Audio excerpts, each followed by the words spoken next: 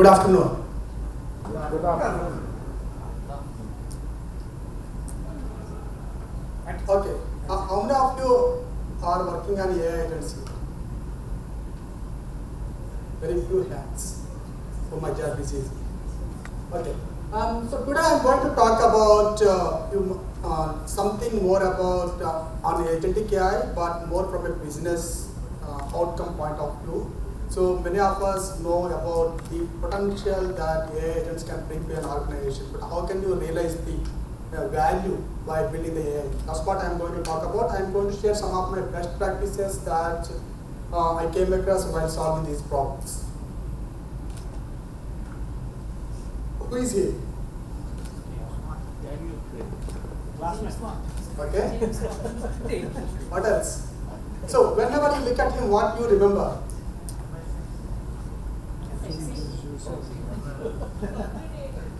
Okay.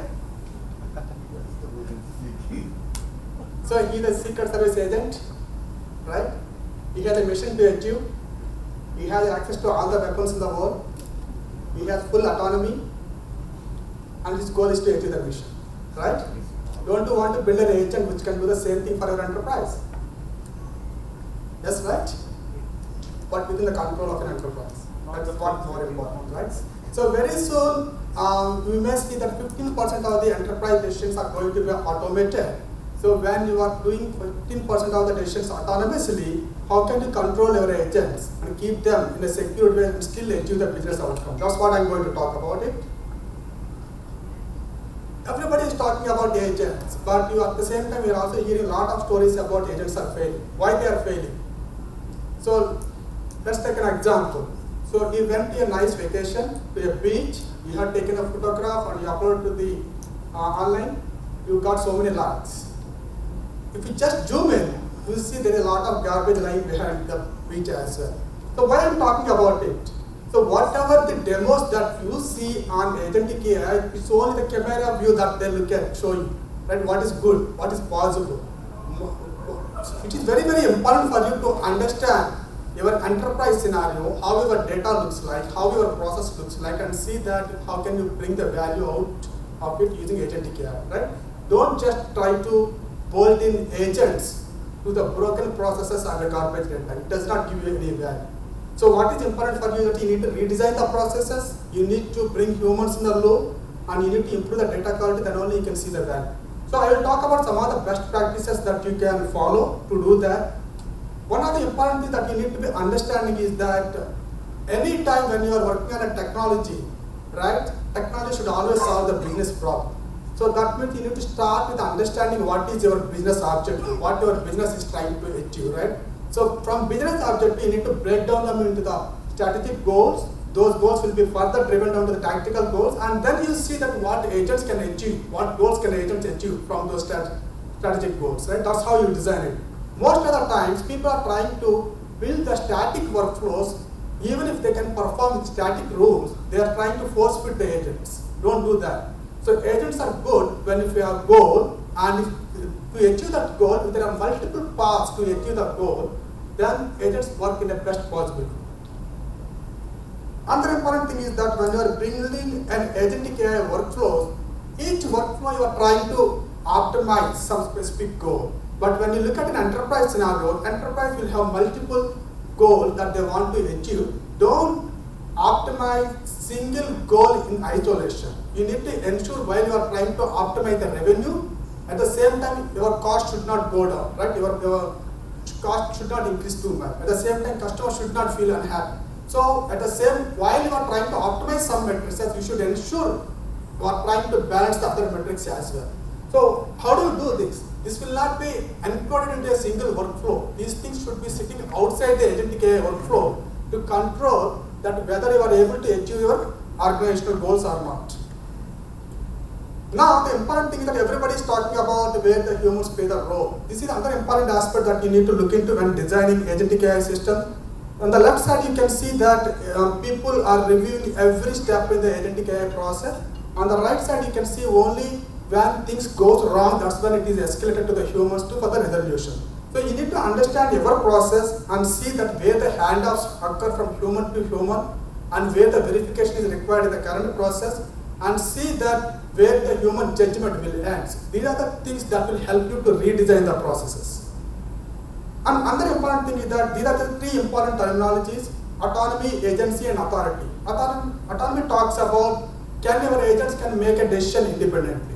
Agency talks about once it made a decision, can it act on it? Say for example, identifying, forecasting what goods are required in the supply chain and making an order. That itself is acting. So now the important thing is that though it has capability to do decisioning and acting, but are we giving the permission or authority to act on it? That is important. Why I am talking about it? Even if an agent has a capability to do it, when you deploy it in production, you don't have to make it autonomous from day one. You can gradually increase the autonomy. That is what important. You review the output produced by your agent. Once you believe that your system is working as expected, then you try to gradually increase the autonomy.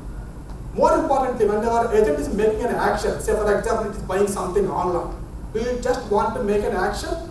Like the first scenario, no. You want to build a safety net, right? Before making an action, save the state, perform an action, validate the action, like the way how you perform a database transaction. If things doesn't go well, you need to roll back. That is more important. Other important thing is that there are three important things that you need to look into. When you are processing the information from an external sources, or if you are trying to access the internal sensitive data and trying to communicate to external sources, don't allow a single agent to do all of this on its own, right? And doing two of them is still risky, but it is always good an agent do only one of these at a time. Another important aspect is that if you have a process with multi-steps, and if you are trying to achieve the end goal, the failures are multiplicated, right? If you have 10 steps in a process, each is 90% accurate, your final outcome is only 60% accurate. So ensure that you are not propagating the error from one step to others. Try to, in case if there is a failure, identify the fallback loops that you can work upon, and don't start from the beginning, start from the point of failure. For that, you need to save the state. Other important aspect is that in an enterprise, everybody is trying to build the agents on its own. Like the way you onboard people to an enterprise, there is a process that you can onboard agents also to an enterprise.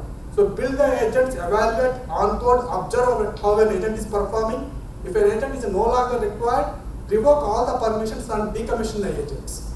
An agent is a one that will help you to discover the other agents that are available within an enterprise. Secondly, the communication. This is another important aspect, right? If you are trying to communicate with the other agentic protocols, you need to create a messaging queue. Otherwise, your messages will be lost. Especially if you are trying to communicate with an external entities, you need to have a more trusted protocol, like the way that 𝗂𝗁 is using the 𝗂𝗁 trusted protocol to communicate with the payment. You need to use those payment mechanisms.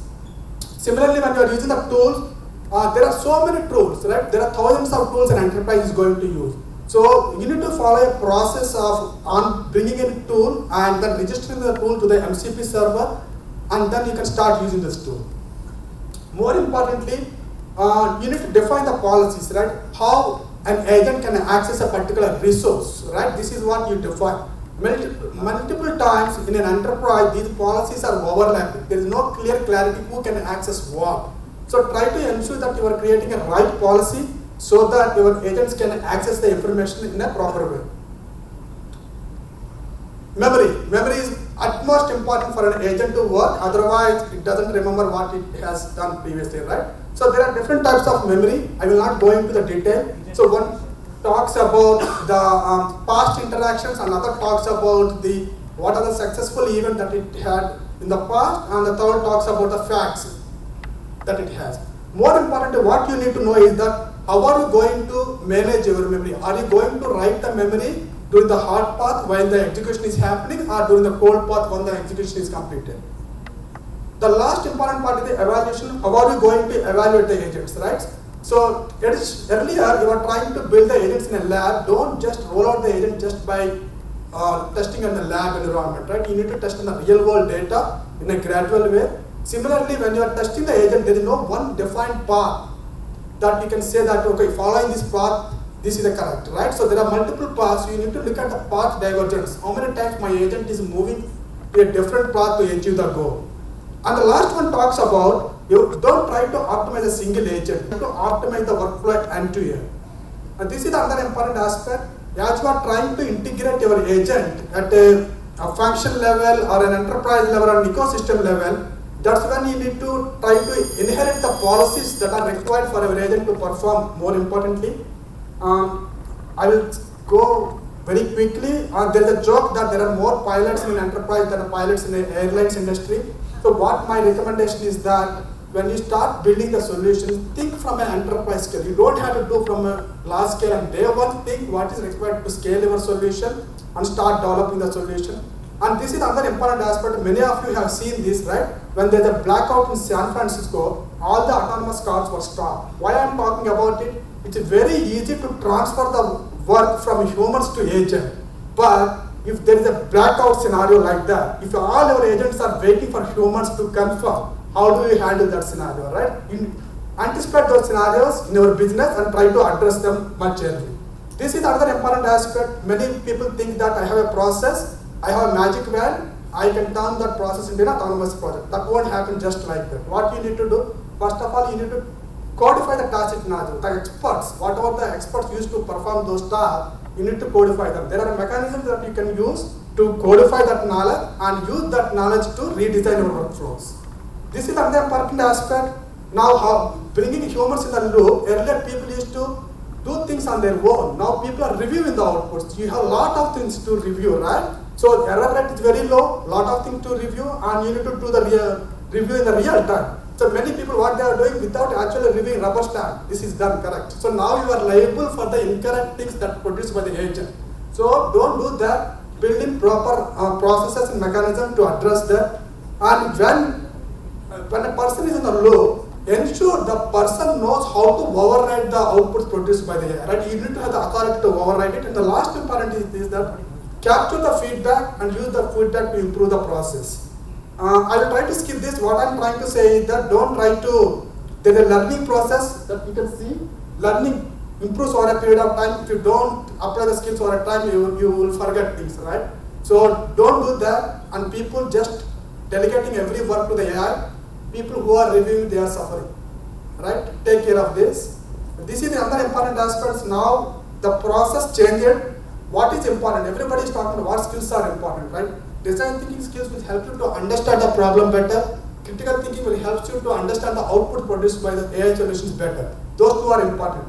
As a leader, everybody is talking about change management, right? I will talk some of this in the next slide. You need to be a change agent.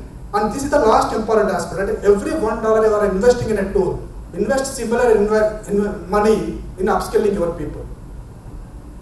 So change management, there are some people who are ready to accept, some people will avoid that. What is important that whenever you are creating a business value story, try to create a human value story. Why it is important for them, right? Try to bring the people from day one. As a leader, initially there is a lot of hype, then there is a dip in performance, right? You need to reduce that, share more of the success stories, address the problem, and reduce the dip of value. This, I will try to avoid some of these things. I will just go to the next slide. What I want to convey here is that whenever you use these tools to save the effort, how are you using the effort, right? Are you trying to do the more of the same work? Are you using that effort to do more of higher value work? That's in your hands. So my recommendation is that use that effort to innovate and do higher value tasks. That's all from our side. Thank you.